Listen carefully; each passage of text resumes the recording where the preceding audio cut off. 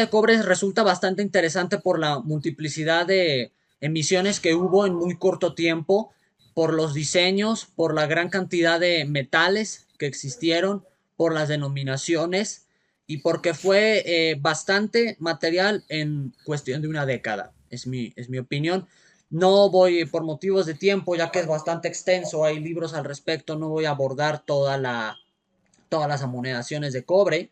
Sin embargo, voy a platicarles de los primeros 10 años, aproximadamente 15, 20 años que se emitió esta moneda, teniendo como época o eje de investigación central la década de los años 30 del siglo XIX. Más de nuevo me aparece esto. Eh, Ahí está. Listo.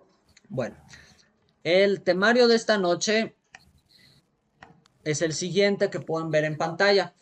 Vamos a hablar primero de los antecedentes de la moneda de cobre, seguido de la multiplicidad de las emisiones y la falsificación que hubo, así como los proyectos de solución, de evaluaciones y motines. Este último punto está relacionado al anterior. Bueno, los gobernantes que fueron los titulares del Poder Ejecutivo o presidentes en esta época fue bastante efervescente. Ustedes pueden ver cómo de 1930 a 1941, que es la época que vamos a tocar, hubo una gran cantidad de presidentes. Es bien sabido que la época denominada Primera República se caracteriza por su efervescencia política, social, económica, entre otros factores más. En el primer párrafo, que antes de la República Centralista, cuando éramos una nación federalista, al igual que en la época actual, podemos ver cómo se turnaban la presidencia Antonio López de Santana y Valentín Gómez Farías, quien este último era vicepresidente y pues al faltar el presidente tomaba el cargo de manera provisional. En un documental que veía hace unos días de Clio, de Enrique Krause, mencionaba que Antonio López de Santana luchó por la presidencia desde sus primeros avatares en la guerra de independencia y cuando por fin la obtiene por primera vez descubre que es un poco más aburrido de lo que pensaba despachar en cuatro paredes con un escritorio, asistir a citas o eventos con secretarios de Estado. Él extrañaba el campo de batalla, la guerra, las escaramuzas que esto implicaba, por lo que decide, cuando la nación lo considera necesario, dejar el cargo de presidente para ya defender en diversas, eh, pues podría decir que problemas bélicos que hubo con distintos actores. Dejaba la presidencia a cargo de Gómez Farías, quien, a diferencia de Santa Anna, tenía un perfil más humanista, más de leyes, y a quien le agradaba bastante más la redacción de leyes y la agenda presidencial. Ya después, con la República Centralista, varía un poco quienes estuvieron al cargo. López de Santa Anna, bastante hábil, llegó a cambiar de bando de liberal a conservador. Y Anastasio Bustamante también ocupó el poder varias veces, él siempre como conservador. Aquí quisiera hacer énfasis en un hombre que no suena mucho en la historia, pero va a ser muy importante para esta noche, que es José Justo Corro, que aunque fue breve su presidencia, poquito más de un año, va a ser de gran relevancia para lo relacionado a la moneda de cobre. Si ustedes revisan la situación en un catálogo de la moneda de cobre, podrán ver que empiezan las primeras emisiones del México independiente, sin mencionar aquellas que se hicieron aún en el México colonial, en 1824. Como hipótesis personal, yo considero que estos primeros años no fueron tan conflictivos. El problema empieza cuando la federación empieza a monedar su propia moneda de cobre en conjunto con los estados. Este es el periodo que está en medio.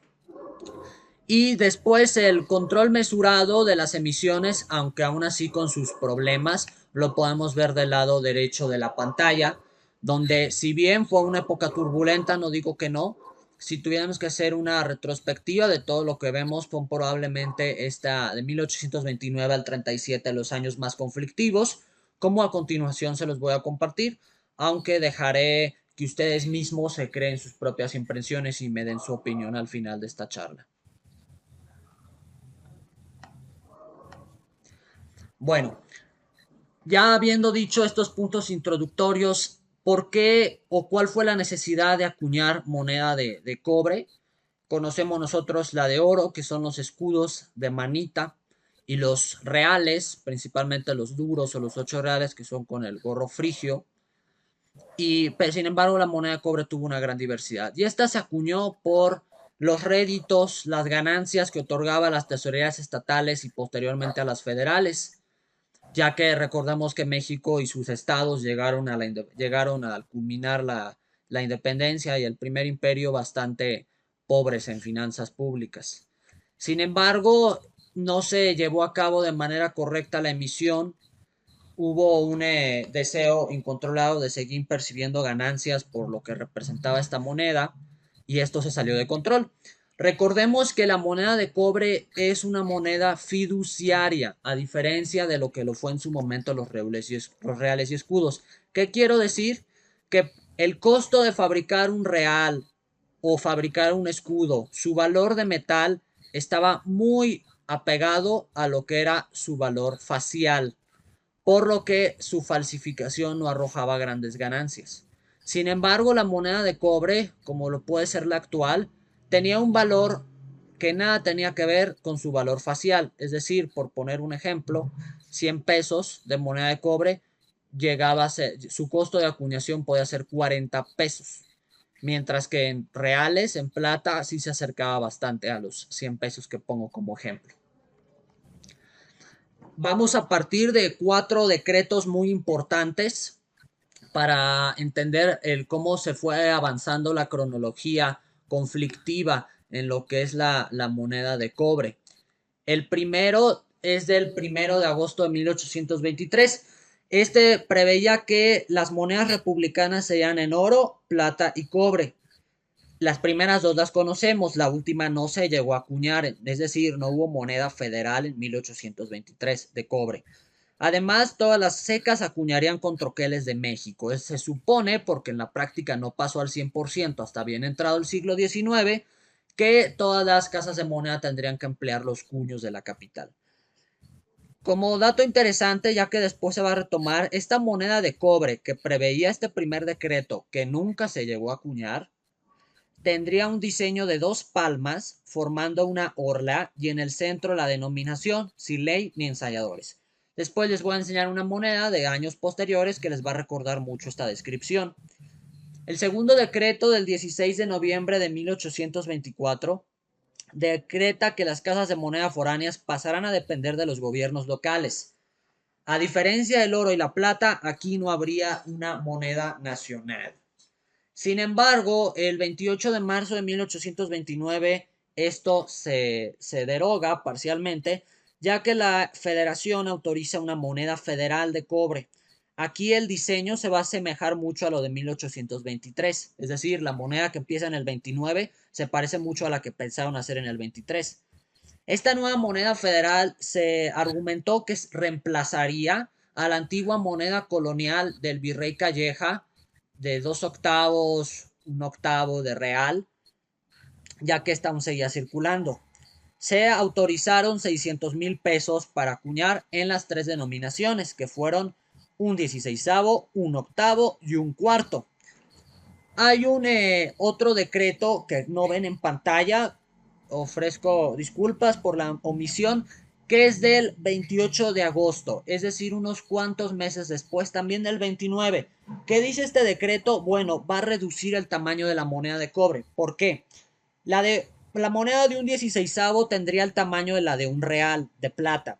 La de 1 octavo tendría el tamaño de la de 2 reales. Y la de 1 cuarto, la de 4 reales. Si ustedes han tenido la oportunidad en sus colecciones o de alguna otra manera de ver las monedas de 4, 2 y 1 real, pues tienen un tamaño considerable para que fueran moneda de cobre. Y como la moneda de cobre era de un valor muy insignificante, muy reducido, cargar mucho dinero era bastante peso, o sea, peso en kilogramos.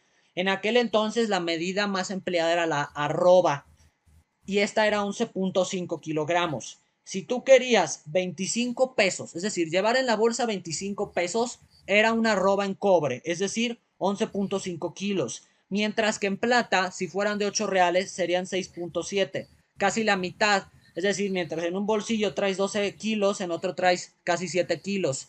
Entonces, por la incomodidad que causaba cargar tanta moneda por tan poco valor, se decide reducir su tamaño.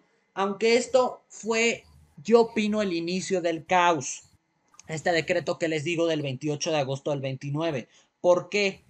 Si bien la reducción en el tamaño sumó utilidades al gobierno, ahora el valor intrínseco se alejaba bastante del facial. Antes, por ser una moneda de cobre grandota, costaba casi lo mismo fabricarla que su valor facial, pero ahora era más barato hacerla por ser de un tamaño menor. Entonces, al haber más diferencia entre este valor intrínseco y facial que hago referencia, era más fácil falsificarla porque la gente dijo, ahora hay más ganancia. No que antes era muy costosa hacerla por su gran diámetro, ahora es más chiquita y el valor sigue siendo lo mismo. Si bien el gobierno ahorraba costos de fabricación, le abría la puerta a falsificadores al hacer la moneda pequeña. Incluso, como veremos en láminas posteriores, en 1840, la moneda se vuelve a ser del tamaño anterior porque descubrieron que una moneda pequeña podía llegar a estimular la falsificación. Por último, el decreto del 26 de marzo de 1830, este también es muy importante, deroga las limitantes de acuñación. Es decir, ya el gobierno no tendría que justificar ante el Congreso el por qué quería acuñar tantos pesos y hacer las partidas, es que 200,000 van a ser para esto, la condición económica, bla, bla, bla. No, ahora se podrá dar rienda suelta a la acuñación de moneda de cobre por parte de la federación. ¿Por qué hacen esto? Pues algunos autores mencionan que por la codicia del gobierno, ya que hacer moneda de cobre era un negociazo, costaba muy poco y su valor facial, es decir, la denominación, estaba muy alejada de su costo. A mayor acuñación, mayor ganancia, aunque también descrédito, como vamos a ver más adelante. Bueno, aquí tenemos una cronología bastante relevante para entender mejor a lo que me refiero. Ahorita vamos a retroceder un poco. Espero no resultar confuso el orden. Aquí vemos 5 disposiciones legales bastante importantes. La primera, se decide que ya para 1835, como vamos a ver más adelante, ya todo el mundo estaba acuñando cobre, tanto federación como los estados, por lo que es la Casa de Moneda de la Ciudad de México, decide que de todo el oro y plata que le entre en barras, mínimo el 10% tendría que salir en cobre. Ya vemos que incluso sobrepasaron esa cifra. Posteriormente, en junio del 36, ya un congresista dice que habría que sancionar con pena de muerte a quien falsificara la moneda. Vamos a ver que medio mundo la falsificaba. Posteriormente, las oficinas recaudadoras ante ya tanta moneda de cobre aceptan recibir máximo 50 pesos por trámite en moneda de cobre, que aún así era mucho. Ya les dije cuáles eran las denominaciones. El 17 de enero del 37 es una fecha que debemos recordar para esta conferencia, ya que aquí van a pasar dos sucesos muy importantes. La moneda se va a devaluar, la de cobre, en un 50%. Es decir, si tú tienes un cuarto de real, va a pasar a valer un octavo. Si tú tienes un octavo, va a pasar a valer un 16avo. El 16avo casi no se acuñó en Jalisco y en la Ciudad de México. Es la que vemos en pantalla, que es chiquitita. Este solo se acuñó los primeros años, aunque sí pasaría a valer un 32avo de real. Aprovechando que tienen la moneda en pantalla, ven cómo este diseño que empezó en el 29 es muy similar al del 23. Además, en este mismo decreto de enero del 37 se va a crear el Banco Nacional de Amortización de la Moneda de Cobre. Sé que el nombre suena un poco complicado y largo. Más adelante vamos a platicar de qué se trató y por qué es importante para la moneda de cobre de esta época. Y por último, ante la inmensa falsificación de moneda de cobre, el 16 de marzo el Congreso autorizó que las máquinas que usaban para falsificar se usaran en la Casa de Moneda Oficial de la capital, ya que estas eran de gran calidad, no solo la máquina, sino también la moneda que producía. Con eso les digo todo.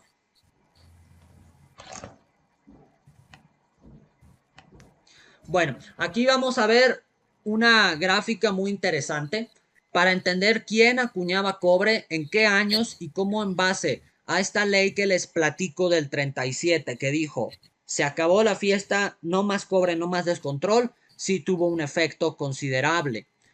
Vemos, estos son los estados que acuñaban cobre. Hay unas casas de moneda que no están en pantalla porque para esta época aún no entraban en funciones.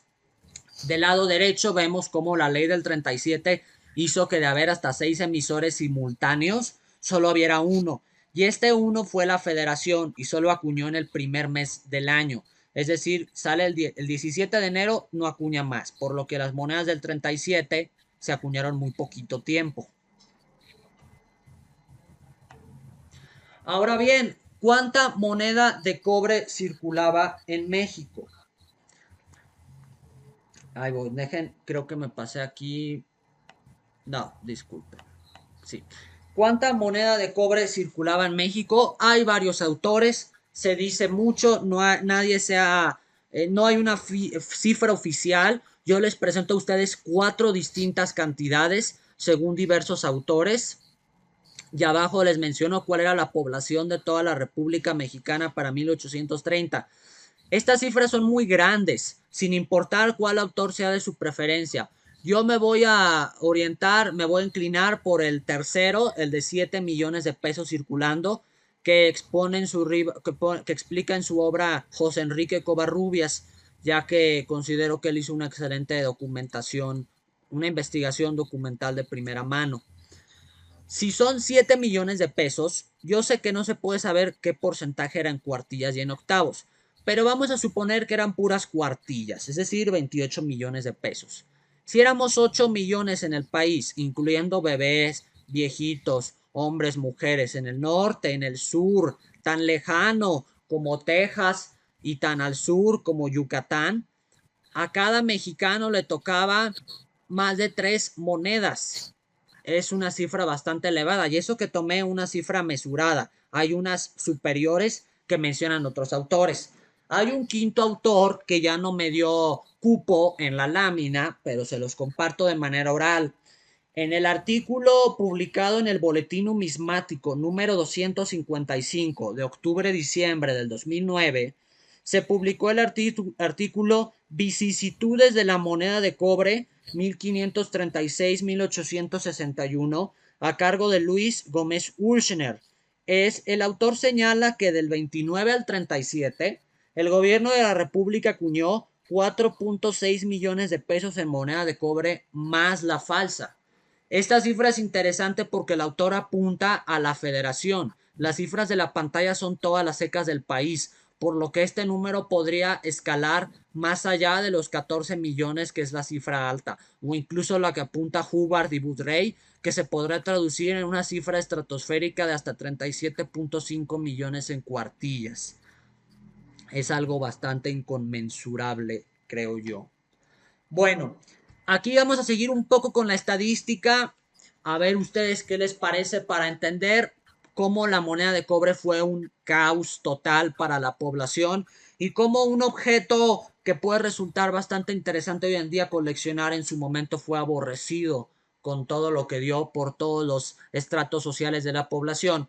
Tenemos en la gráfica color azul la producción anual de la Casa de Moneda de la Ciudad de México. Si sacamos un promedio en plata, da 2.2 millones de pesos. Ahora bien, si tomo la cifra de moneda de cobre que da José Antonio Covarrubias de 7 millones, podemos hacer un aproximado de qué porcentaje había en plata y qué porcentaje había en cobre. No tomo el oro ya que pues sería muy insignificante. Entonces vemos que en la época 3/4 de la moneda era plata. Es como si ustedes del cono monetario que tenemos a la fecha, de cada 10 monedas que le salen, poquito más de 7 fueran de 5 pesos. Y de 1, 2 y 10 pesos fuera muy difícil conseguir. Es un ejemplo un poco burdo, ya que aquí estamos hablando, haciendo énfasis en metales preciosos, cobre y plata, más allá de la denominación, ya que estoy generalizando en todas las denominaciones de cobre y en todas las denominaciones de plata, aunque obviamente la de 8 reales era mayoría. Aquí en esta lámina de 10, en esta lámina número 10 se puede confirmar mi hipótesis por la fuente que cité en la lámina anterior, el artículo Vicisitudes de la moneda de cobre, ya que en ese mismo texto el autor menciona que no, y cito, no había plata circulando. Incluso se hizo necesario contratar cargadores de moneda de cobre, es decir, empleados que te cargaran tu moneda de cobre para hacer las transacciones, tipo las imágenes que vemos de algunos países en África y Sudamérica que usan carretillas de dinero para hacer sus transacciones del día a día. Bueno, aquí se requerían personas que cargaran el cobre para hacer las transacciones a falta de plata. Quizá los más perspicaces se pregunten: Pablo, tú estás tomando solo la Ciudad de México, pero en la lámina anterior decías que habían acuñado más de 5 secas. ¿Por qué no consideras el interior de la República y te limitas a la capital? Bueno, aquí se responde: realmente el problema que estoy analizando era un problema de la Ciudad de México. La provincia tuvo un papel realmente insignificante en lo que toca a la moneda de cobre.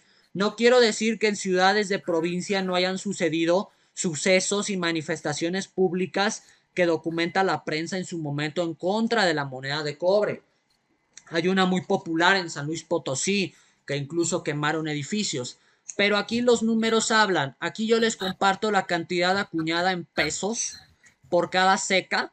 Disculparán los amigos de Durango, que fui la única que no conseguí.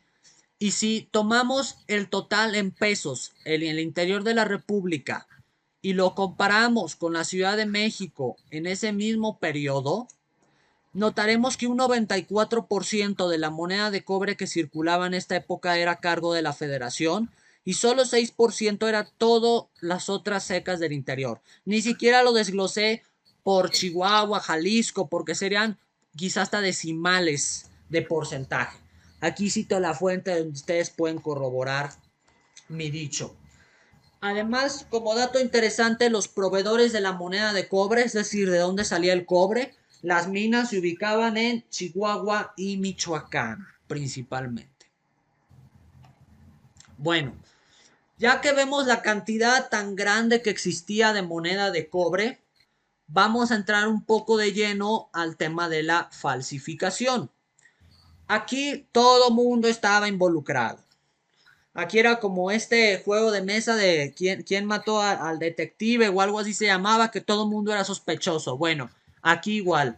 Había involucrados congresistas, jueces, miembros del ejército y prominentes empresarios. Es decir, ya les describí a toda la clase social de la época, solo me faltaría el clero. Las nuevas emisiones de cobre, es decir, cuando salió una nueva moneda de cobre, se falsificaban en menos de una semana. Así de vivo estaba el mercado. La ganancia de falsificar se daba por lo alejado del valor facial con el intrínseco. Ejemplo actual: una moneda de 10 pesos cuesta hacerla en metal alrededor de 3 pesos. Entonces hay una gran ganancia, por lo que un particular, aunque claro es delito federal, puede empezar a hacer moneda falsa que le va a costar 4 o 5 pesos y hacerse de buen dinero porque es una moneda fiduciaria. Bueno, aquí aplica igual a diferencia del oro y la plata. Por eso la gente deseaba incursionar en estos ilegítimos negocios. Además, las oscilaciones del precio del cobre y su mala calidad permitían ser alterada fácilmente.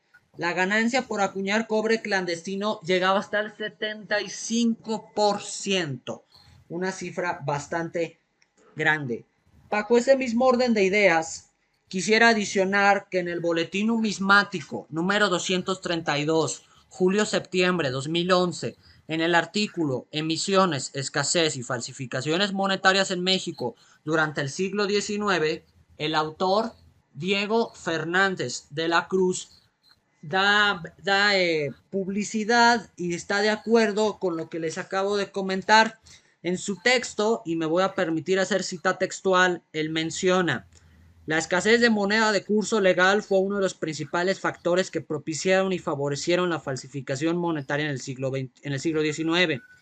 Dicha escasez de moneda fue el resultado de emisiones oficiales de monedas en altos valores de oro y plata, las cuales no estuvieron necesariamente destinadas a circular internamente, sino primordialmente a la exportación.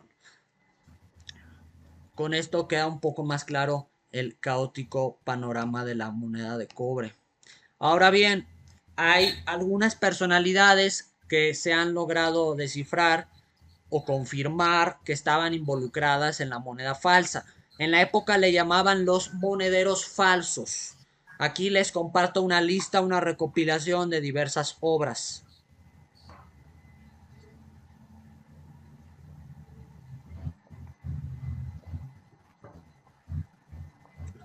Aquí vemos que hay implicados extranjeros.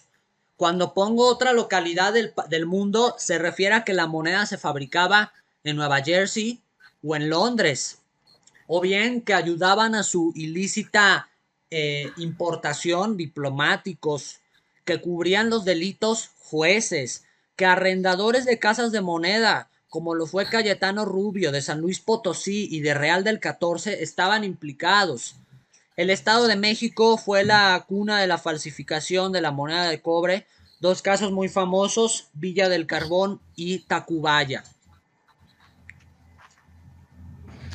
Incluso, ¿cómo funcionaba este sistema? Bueno, el monedero falso deliberadamente, que aquí podría ser los que le hacían la moneda como tal, la primera, la segunda y la última opción. El monedero falso deliberadamente mezclaba cobre con materiales impuros para hacer pasar la moneda de cobre por vieja y desgastada y hacía al público asumir que estas son genuinas. Ejemplo de ello es que en una casa de moneda clandestina en Tacubaya se generaban 2,000 pesos diarios. Estamos hablando de valores de un cuarto de real. Sería multiplicar 2,000 por 4 si fueran cuartillas, es decir, 8,000 cuartillas diarias. Ahora pues multiplicar esto por los 5 días de la semana hábiles y al mes y al año y pues se podrá ver un poco más el panorama que les estoy compartiendo. ¿Qué ocasionaba esta falsificación al ciudadano de calle? Bueno, las mercancías pagadas en cobre cuadruplicaban su valor versus la moneda de plata, es decir, había dos escalas de precio. Si tú querías comprar la verdura de la semana en plata, te costaba 1 peso, pero si la querías pagar en cobre, te costaba 4 pesos. ¿Por qué pasaba esto? Bueno, los proveedores del comerciante, del tendero, exigían como pago plata, por lo que este solicitaba lo mismo a su público, él se tenía que defender. El valor de las mercancías se ajustaba al valor intrínseco de la moneda de cobre, no al facial. Esto es muy importante, porque si bien decía una cuartilla, quizá su elaboración costaba un 32. Entonces tú llegabas muy feliz con tu cuartilla y no, te la voy a valer a un 16. Es decir, te devaluaba de manera privativa, te descontaba su valor. Además, por si faltara más, el comerciante subía sus precios diariamente para protegerse de las devaluaciones de la moneda. Es decir, no te garantizaba nada que el precio que hoy compraste el jitomate fuera el mismo el día de mañana. El exceso de moneda de cobre provocó una alteración en los índices de precios de las mercancías, como podemos ver. El descuento del cobre frente a la plata llegó hasta el 40%. De manera adicional, en el mismo artículo que cité en láminas anteriores, titulado Vicisitudes de la moneda de cobre a cargo del Dr. Gómez Wurschner, el autor menciona que hubo casillas de cambio de moneda de plata y cobre, esta última con descuento. Es decir, había un mercado de cambios. ¿Eran ambas monedas mexicanas? Sí. ¿Ambas salían de la misma casa de moneda? Sí. Pero no tenían la equivalencia. Es decir, es como si hoy en día la moneda si tú tienes monedas de 10 y de 5 pesos, la moneda de 5 pesos no necesitarías más de 2 para tener una de 10 pesos, necesitarías quizás hasta 3 monedas. Claro que aquí, como lo dije anteriormente, la cuestión se basaba más porque era el metal que estaban hechos, más allá de su denominación. Este mercado de cambios clandestino no pudo ser controlado hasta 1837. Bueno, me parece muy interesante esta crónica, esta información que da una extranjera, esposa del ministro plenipotenciario de España en México, y ella relata su experiencia cuando acudió a la Casa de Moneda en 1839. Dejo a ustedes que lean este material que me parece muy sabroso, muy interesante, para entender a qué llegaba la moneda de cobre, el cinismo de la población y la falta de escrúpulos tan descarada que existía para ejecutar delitos.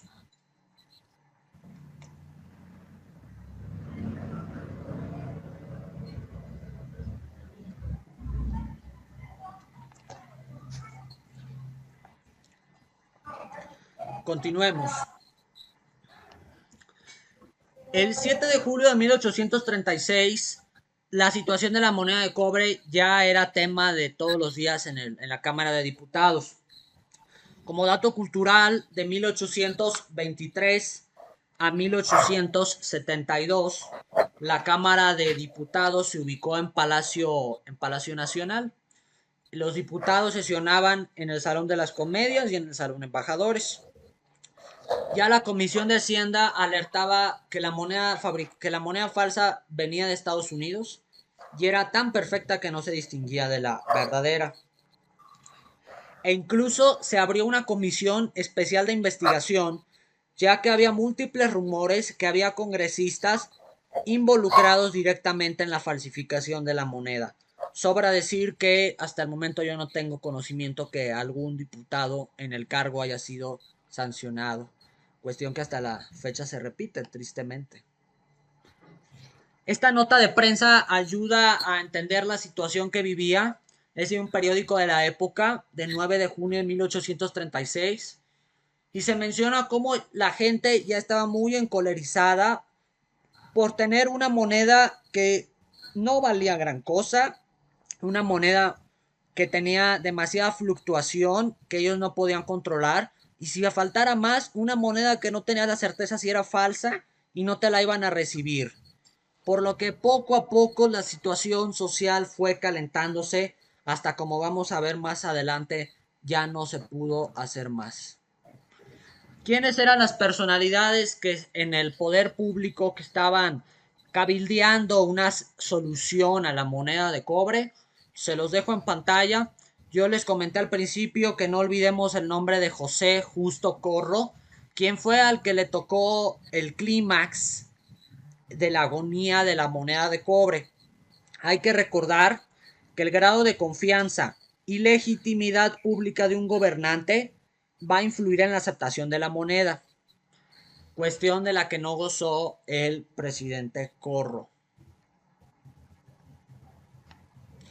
Llegamos a un momento cúspide de esta charla, un tema muy relevante que quisiera que ustedes puedan preservar el conocimiento, aunque esta charla estará disponible después en otros medios. Y es que el Banco Nacional de Amortización de la Moneda de Cobre se trató de darle una solución al problema que venía acarreándose ya desde hace casi una década. La palabra amortizar tiene varias acepciones, sin embargo, para el tema que nos ocupa vamos a tomarla como sinónimo de reemplazar o sinónimo de canjear. Por lo que este banco en un principio iba a retirar la moneda viejita y cambiarla por una nueva moneda que se pensaba lanzar, que sin embargo no sucedió en la vida de este efímero proyecto bancario. Vemos aquí en el diagrama los principales novedades o los principales puntos a considerar en la vida de este banco. Adicionalmente, cómo se financió con el tema del tabaco. El tema del tabaco, que podría sonar algo raro hoy en día, fue toda una lucha de poderes en el siglo XIX. Hay varios libros al respecto del monopolio del tabaco. Y sí, me refiero a la planta que se usa para hacer cigarrillos o puros. Era un gran negocio y el banco se financió en un principio con la reventa del tabaco, es decir, con la ganancia. Esto querían usar este dinero para canjear o amortizar la moneda de cobre.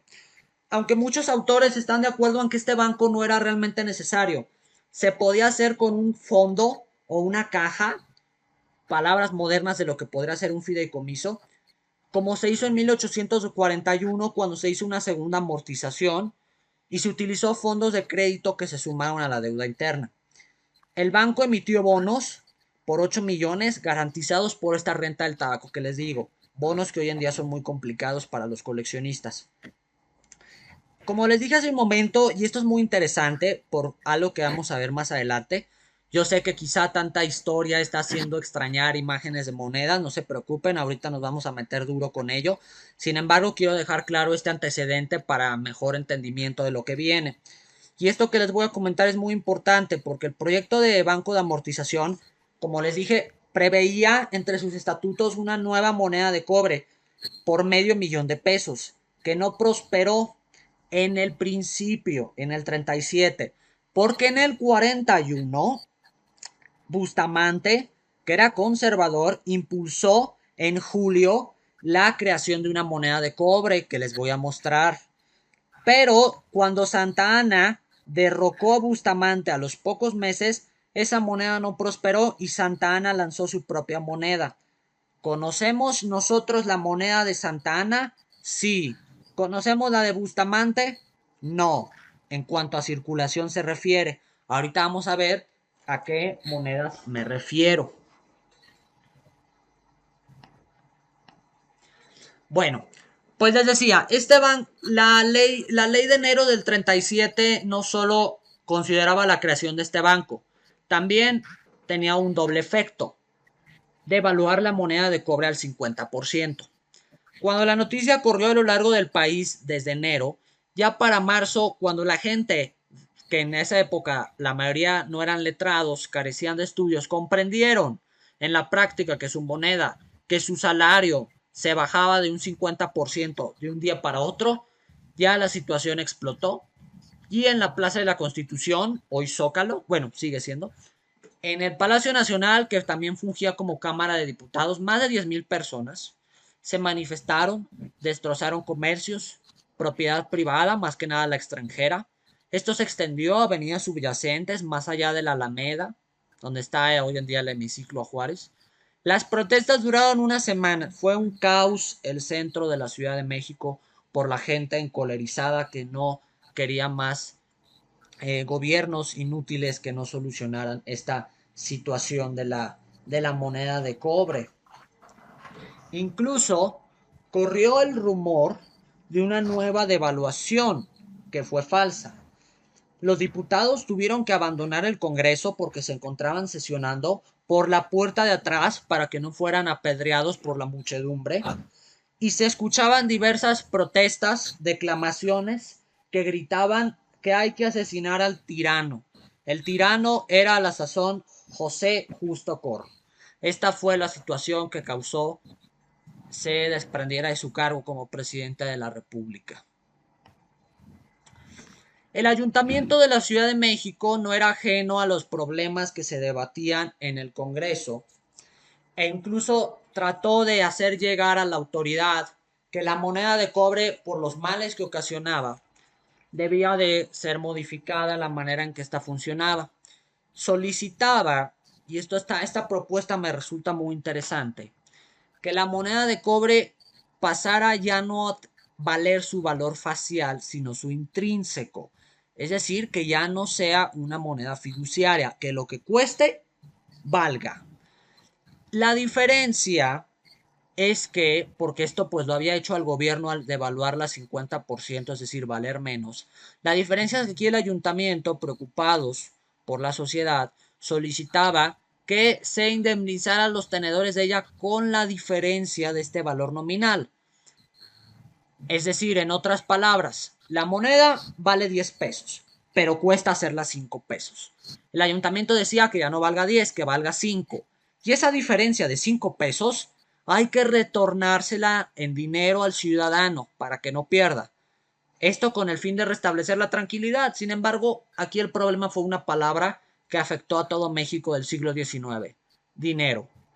Eran muy bonitos los planes del ayuntamiento, pero no había dinero para hacer eso.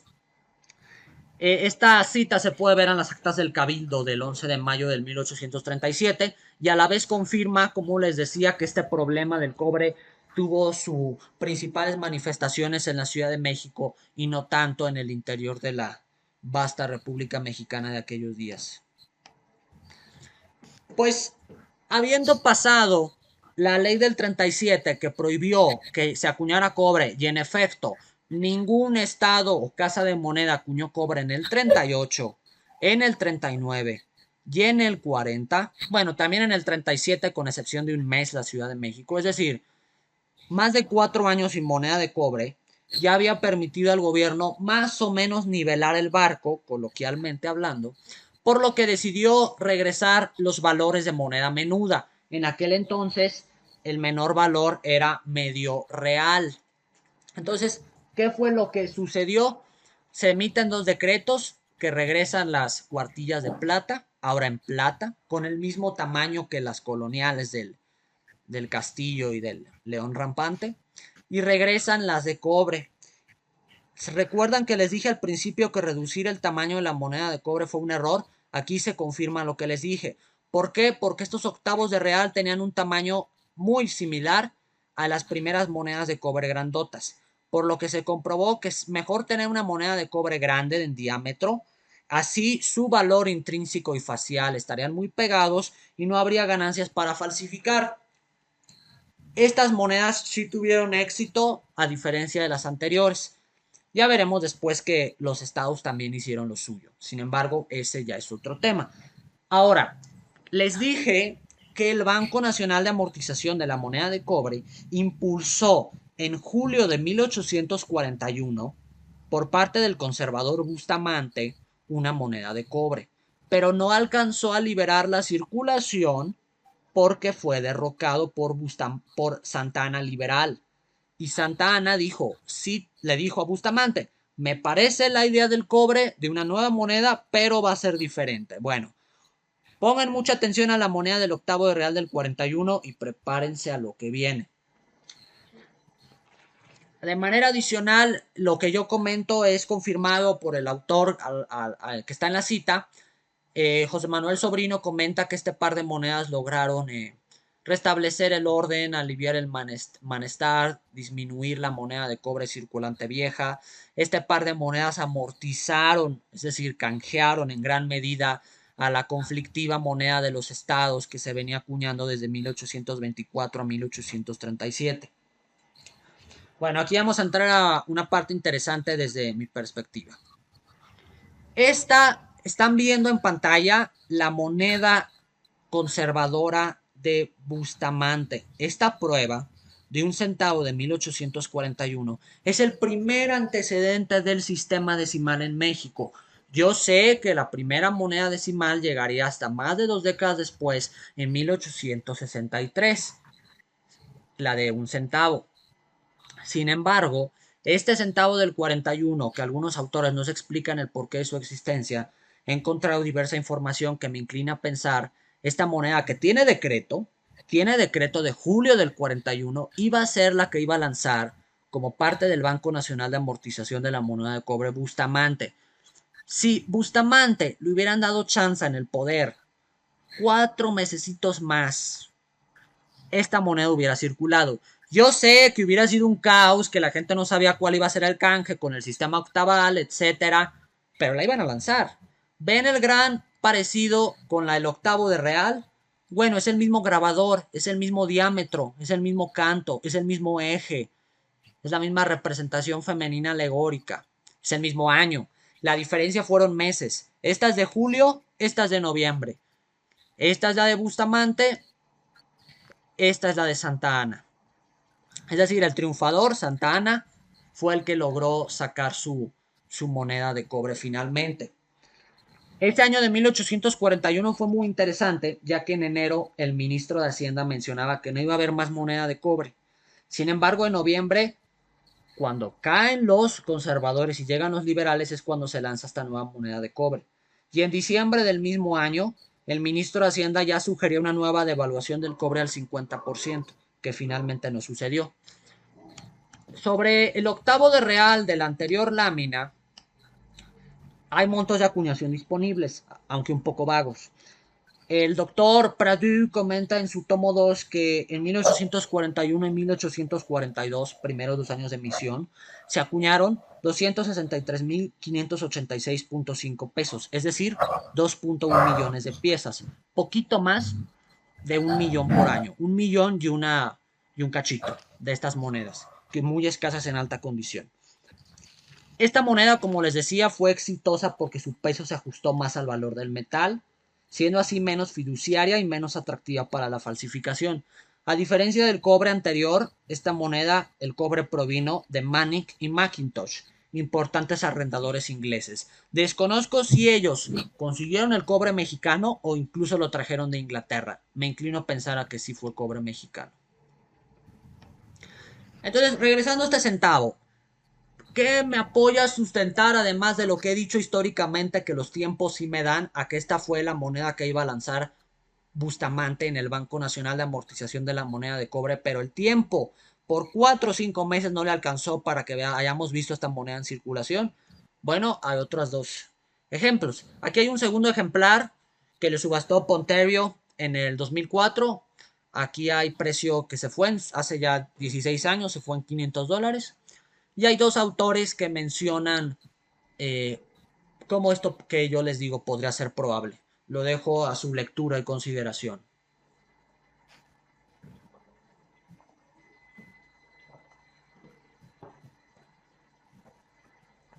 Incluso la moneda de cobre se deseaba cuando Santana llega al poder y ve que ya Bustamante estaba a punto de sacar su centavo del 41. Él le dice al superintendente de la Casa de Moneda, quien era Bernardo González Angulo: Bernardo, te pones las pilas, déjame atrás los centavos y quiero que salga mi octavo de real lo más pronto posible. Como había mucha premura, eso explica por qué el diseño no cambió. Se escogió el mismo reverso y un anverso tan similar.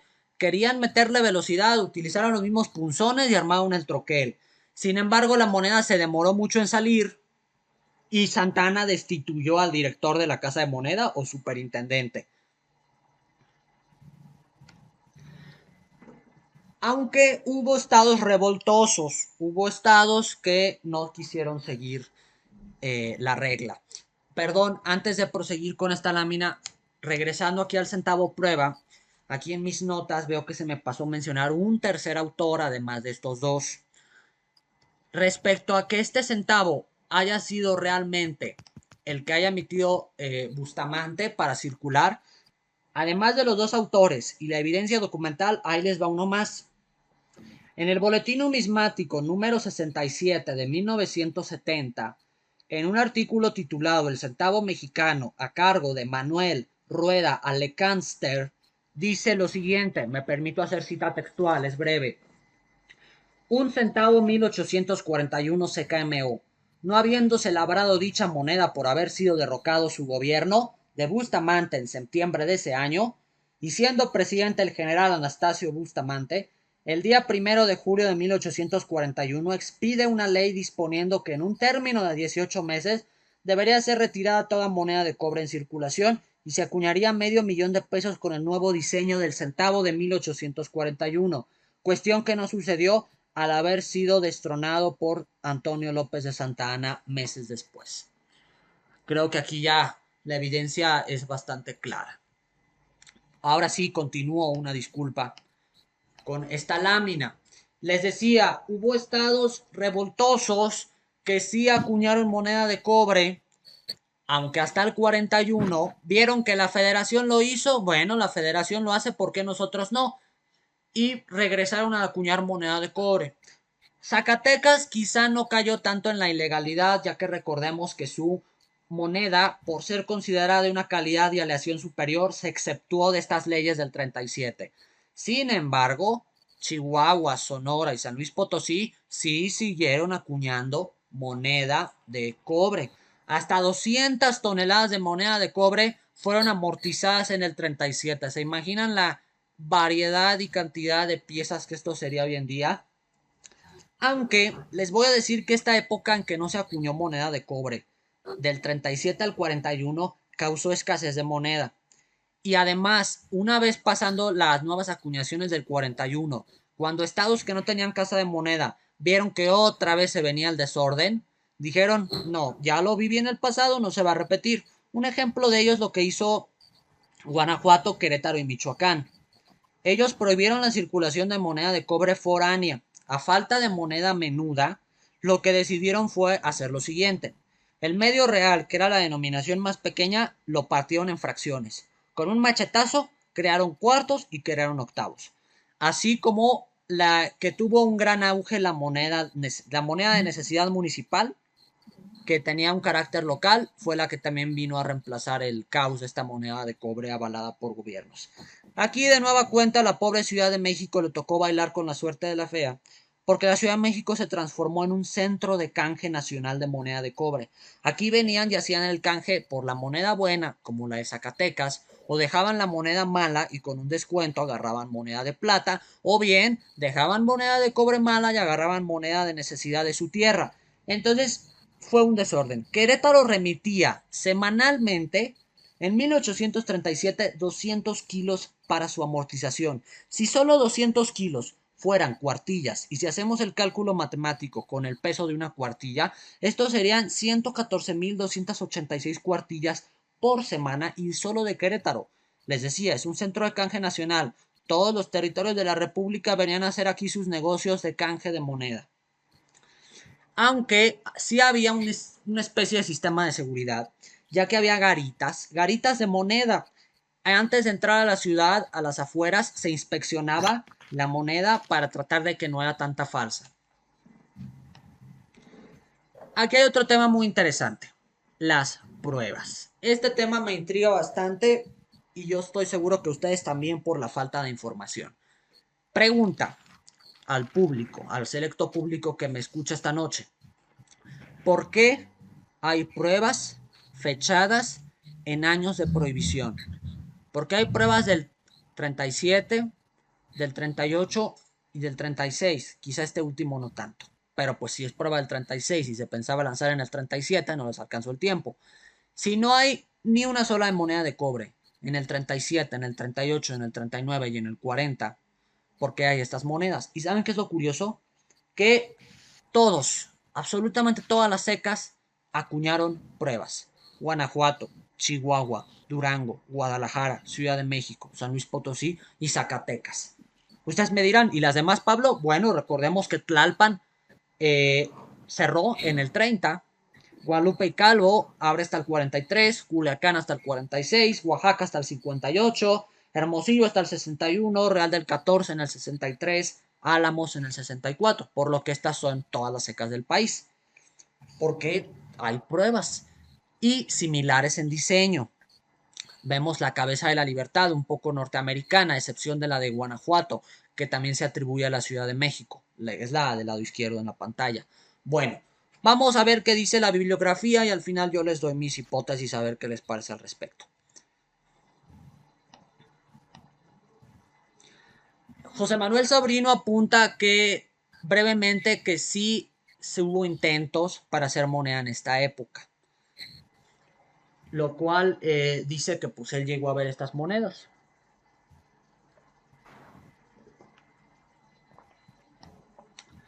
En el famoso libro A Guide Book of Mexican Coins, en mi caso quinta edición, se documentan, no se da mucha información, se limitan los autores y una excelente investigación, un clásico de la numismática, a mencionar las descripciones físicas de las piezas, el canto, los lados, la gráfila, el eje, etcétera, y no más brevemente dicen que se inclinan a pensar que son de manufactura inglesa en la casa de moneda de Soho, en Birmingham, en Inglaterra, es decir, que son de manufactura foránea.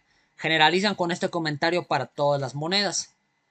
Vemos aquí Guanajuato, México, Chihuahua, Durango, Guanajuato de nuevo, Guadalajara, México, México otra vez, México tiene tres distintas, Zacatecas, Chihuahua y una pieza Cantón de Tuxtla que quizá era para motivos municipales. Curiosamente esta es la más común de todas. En un artículo publicado en 1962 en el Boletín de Numismatists por O.P. Eklund, titulado Copper Coins of México, también documenta bastantes ejemplares, 10. Me permito hacer la traducción para la más facilidad.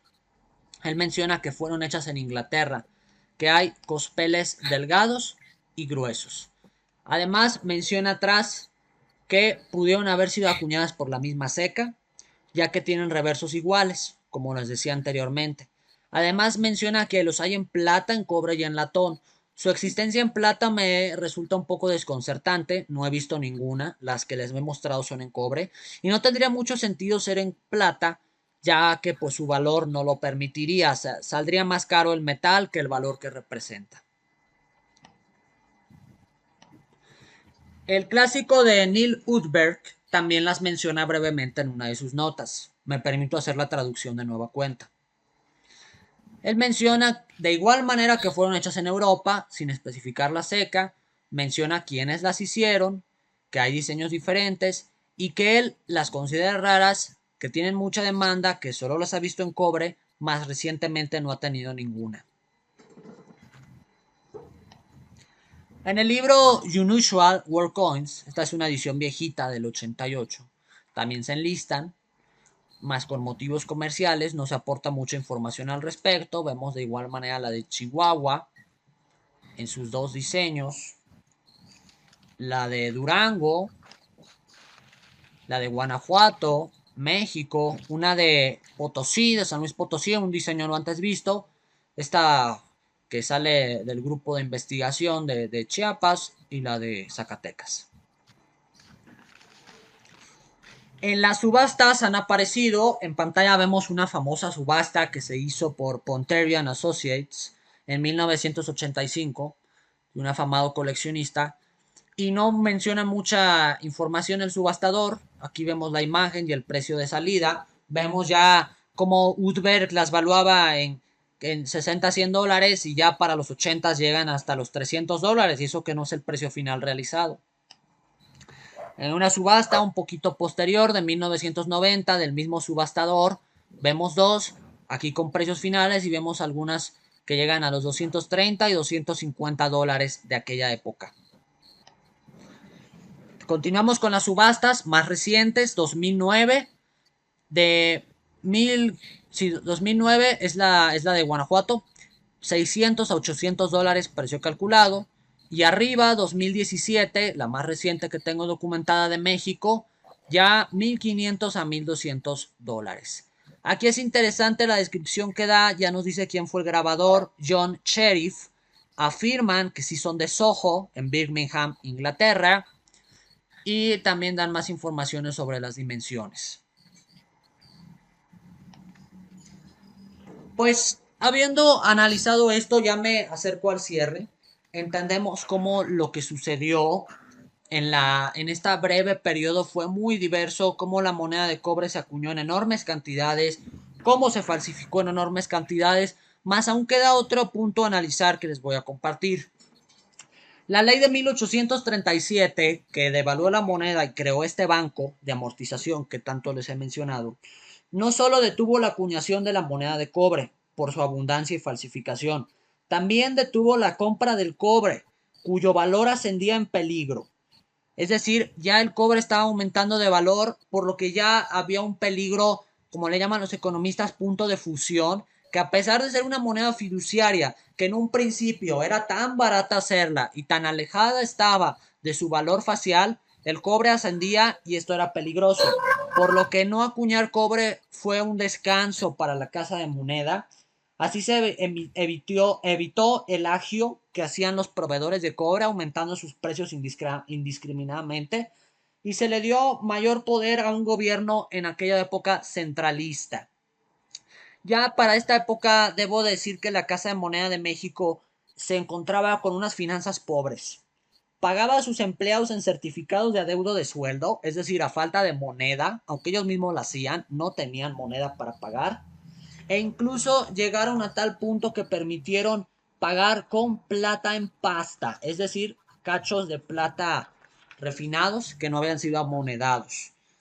Además que por la competencia de las secas en provincia, la amonedación en plata y oro disminuyó para esa época. Ya el edificio se encontraba en un estado un poco malo, la maquinaria era de la época colonial. Desde 1832 se sugiere trasladar operaciones de afinación al apartado, que era una oficina anexa sin mayor utilidad, que hasta 1835 se mueve la afinación al apartado, por algo tiene este nombre, y finalmente no sería hasta 1848, cuando toda la instalación se mueve al edificio del apartado, que estuvo en funciones hasta bien entrado el siglo XX y que hoy en día conocemos como el Museo Numismático Nacional. Comprendemos cómo esta ley del 37 tuvo un trasfondo hasta económico interno en la operatividad de las mismas SECA. Aunque no es un final feliz, desgraciadamente. No crean que en 1841, con este par de moneditas, cuartilla de plata y octavo en cobre de mayor tamaño, se solucionó el asunto. Como vimos en las primeras láminas, el cobre siguió tanto a nivel federal como a nivel local, hasta que entraría el sistema decimal un par de décadas después. Y aquí hay una nota de prensa ya de 1841, finales de año, en la que menciona cómo aún había peleas en la que el personal solicitaba, exigía que se le pague su jornal en plata, no en cobre, a veces a punta de, pues, de golpes, desgraciadamente. Y ustedes se preguntarán, después de haberme escuchado poco más de una hora hablar de moneda de cobre, están muy bonitas, ¿cuánto cuestan? No son difíciles de conseguir en un estado de conservación promedio. ¿Qué es promedio? BF, aproximadamente XXF. Hay muy pocas piezas sin circular, son muy preciadas por el coleccionista, ya que recordemos que el cobre es un metal muy difícil de preservar a diferencia del oro y la plata. Entonces, aquí hay un ejemplo de una subasta del 2011. Ofertaron estos tres selectos y exquisitos ejemplares sin circular de Zacatecas y las federales de un cuarto y un octavo de primera fecha, además, lo que les suma módulo grande, es decir, antes de la reducción de tamaño. Y les voy a compartir los precios sin comisión por el que se vendieron en el 2011. Aquí podemos ver cómo sí sale un poquito elevado hacerse de moneda de cobre en perfecto estado, pero esto no es por desanimarlos. Reitero, conseguir moneda de cobre para su colección no es complicado, sin embargo ya dejo a su consideración de su bolsillo y de sus ganas si desean hacerse de monedas en un estado de conservación elevado como el que muestro en pantalla. Por último, ¿quieren saber más de este tema? Yo me despido no sin antes recomendarles bibliografía. Desgraciadamente, en lo que toca a la moneda de cobre, hay buenos libros, pero son libros que tienen un pecado. No tienen fotos, son letra chiquita y son de una encuadernación un poco... es encuadernación rústica y no son muy populares. Casi siempre publicados por universidades o instituciones de gobierno y de tirajes no muy grandes. Por lo que no es que sean caros, de hecho no lo son, pero son difíciles de conseguir un poco. Estos son los principales que empleé para fundamentar la investigación que les he compartido esta noche. Quizá la excepción es el de la moneda mexicana, la cual es un libro popular, ya que incluye toda la cronología de la moneda mexicana. Los otros cuatro sí se ahondan más en estos temas de cobre. Yo se los recomiendo si desean conocer más al respecto. De igual manera, un servidor queda a su disposición en lo que tenga conocimiento. En el blog de un servidor que ya mencionaban al principio, www.eldatonumismático.wordpress.com, hay una amplia entrada sobre se titula Introducción a la moneda de cobre, donde pueden conocer más de estas emisiones por estado, con información histórica, montos de acuñación, y próximamente esta misma conferencia la podrán también encontrar disponible.